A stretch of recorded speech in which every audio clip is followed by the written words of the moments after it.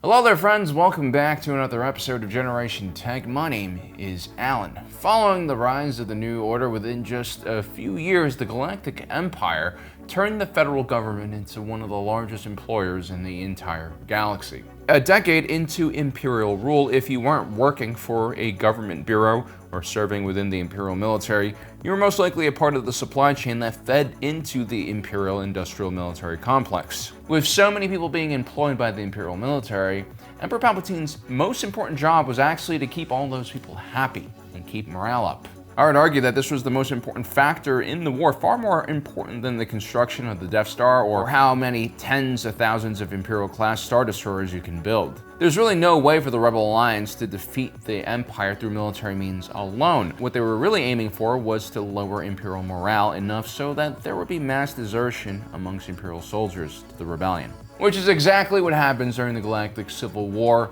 during every major Rebel victory. The first big batch defected after Alderaan and Yavin 4, the second defected after the Battle of Endor, and then finally Jakku just ended everything. And so the battle to keep Imperial morale high was always the most important battle for Darth Sidious, one that he seemed to neglect the longer he was in office. Perhaps this is what happens when you eliminate all the individuals who disagree with you from your inner circle and replace them with sycophants and servants. You lose sight of what's actually happening in the galaxy you're supposed to rule.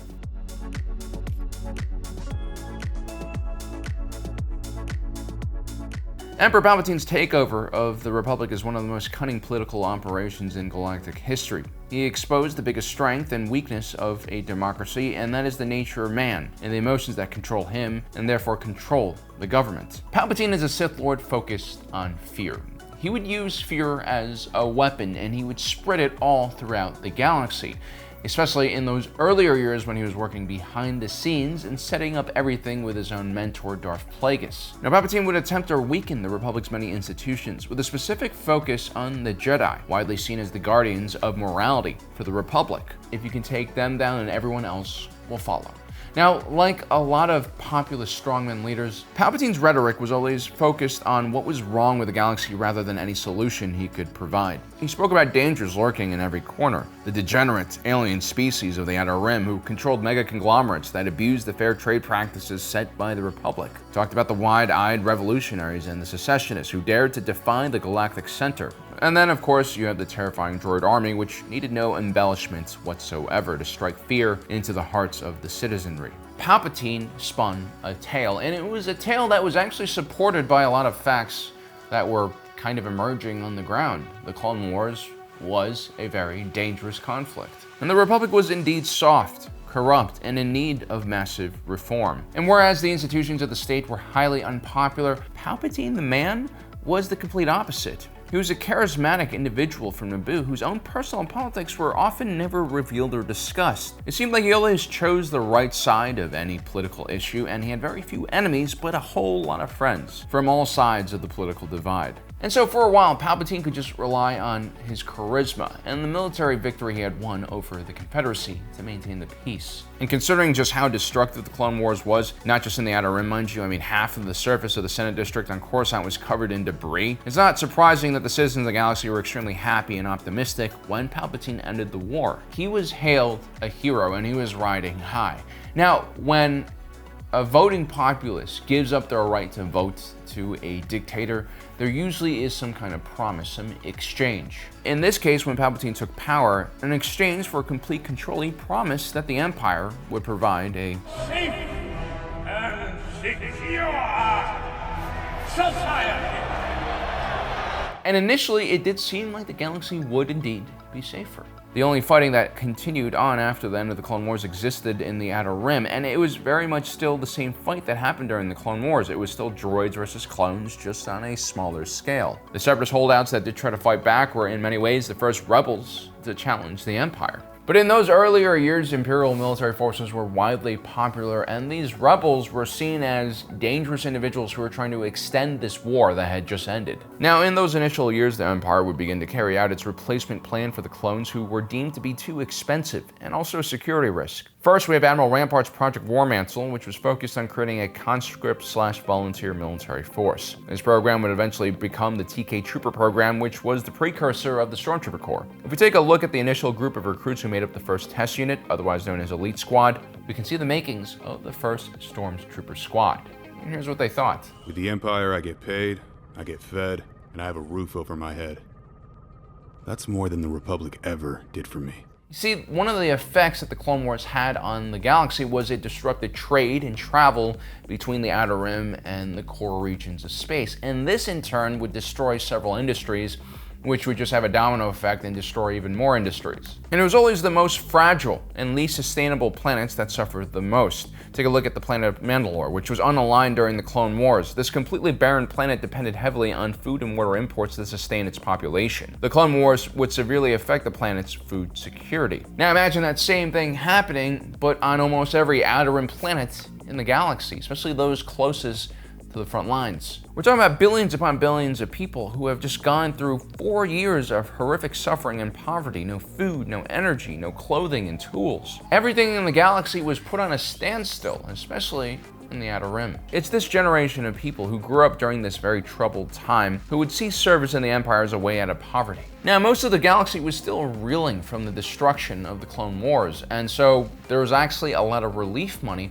but there was also a lot of federal money going directly into the military budget. This means new factories for building ships and tanks, and of course, recruiters at every corner looking for people to join up. And so there was excitement, hope, and new opportunities everywhere you looked within the federal government. And patriotism, nationalism, support for the Empire was at an all-time high. This was the honeymoon phase, the first 100 days in office, so to speak. But Palpatine also still had to be on his toes during this time period. Even though he had declared the beginning of the Empire was still more like a constitutional monarchy at this point. The Imperial Senate was still in place, and although Palpatine had most of them beneath his control, they still put on a show to make it seem like he did it. For instance, the removal of the clone army and replacing them with potentially, citizens, Imperial citizens, was really not a popular idea. The Imperial Defense Recruitment Bill would be rejected twice before even reaching the stage of preliminary hearing.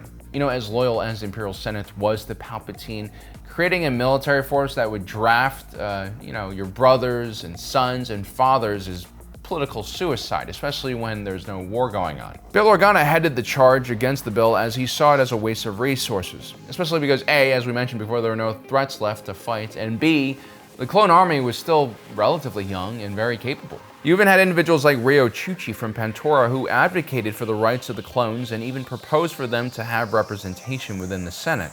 She was rightly worried that this new Imperial Defense Recruitment Bill had no plans or arrangements for the decommissioned clone troopers. These were voices that Palpatine had to deal with, and he couldn't just kill them all like he would later on.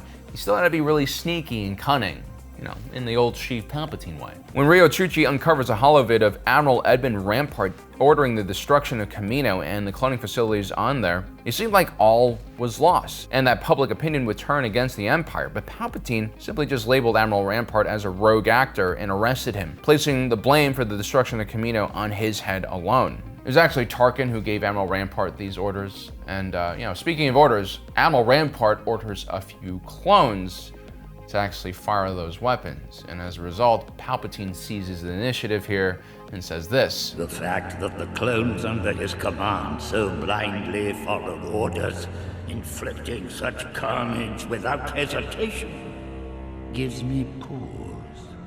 Perhaps it is time for a change, now more than ever." This was classic Palpatine. He really wanted something, and he gets it to happen, and then he just blames it all on someone else. It's perfect. But as you can see, Palpatine here is still relatively respectful of the system. He understands that he must work within it to get what he wants. He's not just blowing up planets left and right here. Now, one of the big problems with peace after a long galaxy-wide war is that you're gonna have a lot of combatants still armed and well-trained to kill, but without any job to do. After decommissioning the clone army, you still had, tons of different planetary defense forces spread all across the galaxy. Palpatine would gradually roll many of these defense organizations into the Imperial Military. Planetary Defense Force pilots would be enrolled into the Navy. Some would refuse, of course, like Anton Merrick and Garvin Drive, guys, who flew originally for the Varangiansi Rarefied Air Cav. Those two would go on to establish the Rebel Alliance Starfighter Corps. And then your average ground pounder within Planetary Defense Forces, well, he was usually given a contract to serve within the Imperial Army. You see, the early Imperial military looked very different from the late Imperial military.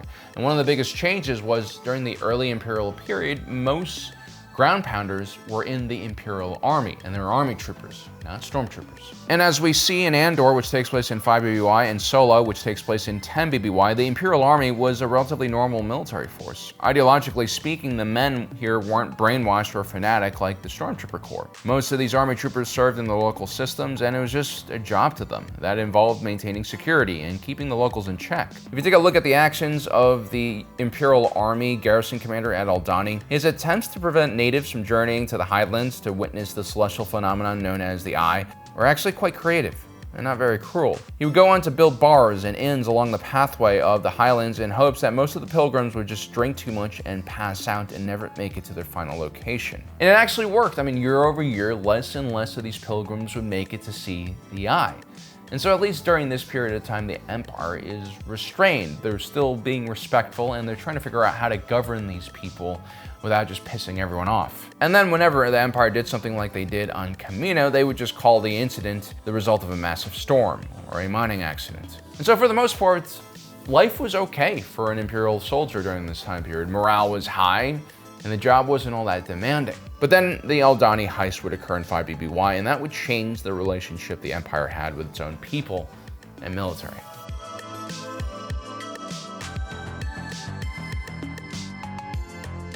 The Aldhani heist was a problem for multiple reasons, and one of the biggest ones was the fact that an Imperial soldier and officer had helped the bandits break into the depository in the first place. This theft was audacious in its target, and they managed to steal quite a lot of credits. But the biggest damage was to Palpatine's image. Palpatine realized that the Imperial Army's standards for recruitment and training standards were just way too relaxed. And so from 5 BBY onwards, the Imperial Army would diminish in numbers and be replaced by the Stormtrooper Corps, which started as a small unit of shock troopers that were designed for, like, the vanguard of an operation.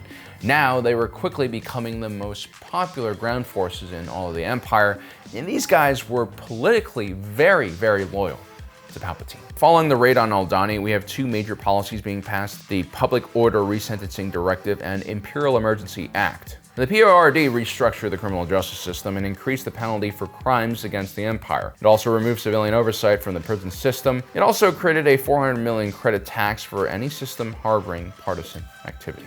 Such blanket punishments are rarely ever going to work well. It's only going to increase hostility as innocent people get caught up in these widespread punishments. Also, by forcing the Imperial military to take a more active role in policing the population, something that it was not initially trained to do, would cause even more problems and lower morale. I mean, police officers have very different training and equipment that allows them to handle interactions with civilians in a lot more non-lethal nature. A soldier is really trained just to kill, not to keep the peace. While initially, most Imperial Army grunts could just do their jobs and go to sleep at night peacefully knowing they've done their part, now they were increasingly being forced to crack down on the local population. And oftentimes these so-called criminals only participated in political crime and not real crime. Of course, the Stormtroopers, because of their training and selection process, were much more comfortable in carrying out this type of role, which honestly I think is one of the major reasons why we see so many more Stormtroopers after 5 BBY. The Imperial Emergency Act propelled the Imperial Security Bureau, or ISB, a relatively unknown civilian intelligence gathering entity, into the forefront of all military affairs. ISB officers were essentially allowed to go anywhere they wanted and could immediately gain access to personnel and material from any Imperial Army or naval units in the area.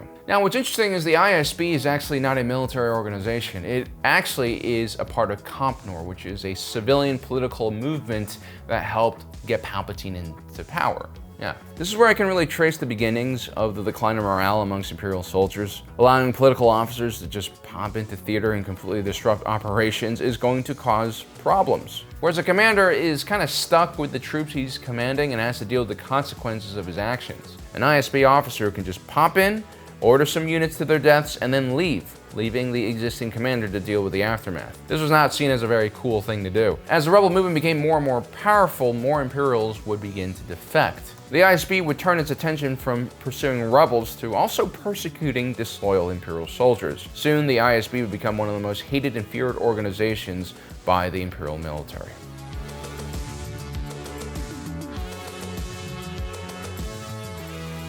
Now, despite all of this, despite all the craziness that the Aldhani heist created, for the average Imperial soldier during this period of time, things were still relatively unchanged. Even though there were hotspots in areas like Aldhani, Ferrix, and Lothal, in most sectors things were quiet. And if they weren't, most of the battles and skirmishes the Empire was fighting was against bandits, criminals, pirates. Human cultists! Galaxy petitionists! They're lost!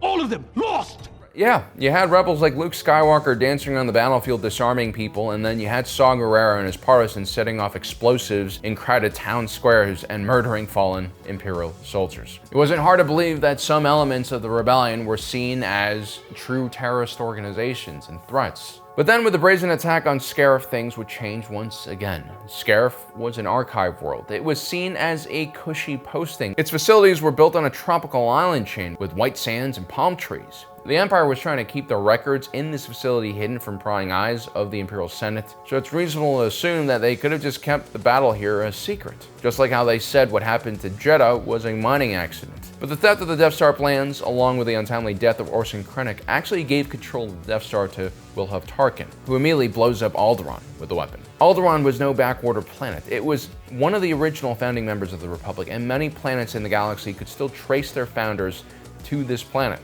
And so the Empire couldn't really lie, and so they revealed their role in the destruction of Alderaan, and they basically blamed the Alderaanians for, stockpiling weapons and harboring terrorists. Now, a good percentage of Imperial soldiers bought into this narrative. They already had been brainwashed to hate the enemies of the Empire, and so they didn't really question what their leaders were saying. The only thing that might have surprised them was how powerful the Death Star was. It could blow up an entire planet. That's kind of crazy. Some individuals were shocked by the destruction. Individuals like Nash Windrider, an Alderaanian who was serving on the Death Star at the time. He knew that if he showed any emotions like grief, anger, or sadness, then he could be reported to the ISB. And Emperor Palpatine, right after the destruction of Alderaan, actually started cracking down on Alderaanians. He would just round up any Alderaanians he could find and, basically try to prevent them from protesting. Nash Windrider is kind of a coward, but he's also smart. Instead of rebelling against the Empire, he would become even more fanatic in his loyalty. The fear that Wilhelm Tarkin and Palpatine tried to create with this weapon was already working on individuals like him. Others who were shocked by the destruction of Alderaan were beginning to awaken to the reality that the military they might have joined is kind of evil. Imperial pilot Thane Kryrell would leave the Empire shortly after Alderaan, along with thousands of other Imperials, including many Imperial pilots, because they had access to transportation. But for others, like Flight Officer Sienna Reed, the destruction of Alderaan would quickly be forgotten when the rebels destroyed the Death Star, killing more than 1 million Imperials in a split second. This really shattered the illusion of invincibility that the Empire had created around its military force, but at the same time, it made a lot of Imperials want revenge. It was right around this time that the Imperial Senate would finally be closed down and the Imperial Moffs would take over each sector as military governors. Palpatine believed that his grip over the galaxy was tightening, but what was really happening was more and more individuals were slipping through the cracks in between his fingers. As the natural checks and balances that forced Palpatine to act like a humane and fair leader disappeared, the Imperial military became a tool of mass destruction, persecution, and oppression. And oppression, well, that breeds rebellion. The ISB was also expanding quickly in size and more focused on preventing Imperials from defecting. By the time the Battle of Hoth occurs, most stormtroopers had audio and visual recorders that monitored everything they said and did while on patrol. And they weren't just looking for potential traitors out there, they also wanted to make sure that the stormtroopers didn't have any unnecessary chatter between each other. The whole idea was to not let any of these individuals develop or build a personal connection. And this really pissed everyone off, but because the Imperial military had become a one-way conversation with Palpatine at the top, not listening to anyone else and just dictating, he didn't really seem to care or know what was happening to the morale of his military forces. The culture would also change within the armed forces, as now officers that were willing to do anything their commanders told them to do were promoted over those who were competent and actually cared for their men. And when Palpatine was supposedly killed during the Battle of Endor, well then, everything just kind of collapses very quickly. Individual military leaders, Moffs, started carving out their own personal kingdoms and taking on their military forces as a personal retinue and army. Thus began the short and violent Imperial warlords period in the Outer Rim. As logistical chains and supply lines started breaking down, it became even harder to feed and properly clothe these soldiers. By the time the Battle of Jakku started, it wasn't uncommon to see stormtrooper units in dirty armor with even war paint on their helmets. The entire command chain from officer to NCO to enlisted men had completely collapsed by this time. In every pivotal moment when Emperor Palpatine could have walked his empire back from the brink, he chose to penalize the empire instead of fix the problem. Maybe Palpatine was just used to the undying loyalty of clones and droid soldiers, so he forgot that having humans, living, breathing, organic, serve in your military force is a lot more difficult to maintain. You have to keep an eye on that morale. Well guys, I hope you enjoyed today's video. Don't forget to subscribe and hit that notification button down below so you don't miss out on the rest of our awesome content. As usual, my name is Alan, reminding you that my allegiance is to the Republic, to democracy. I'll see you next time.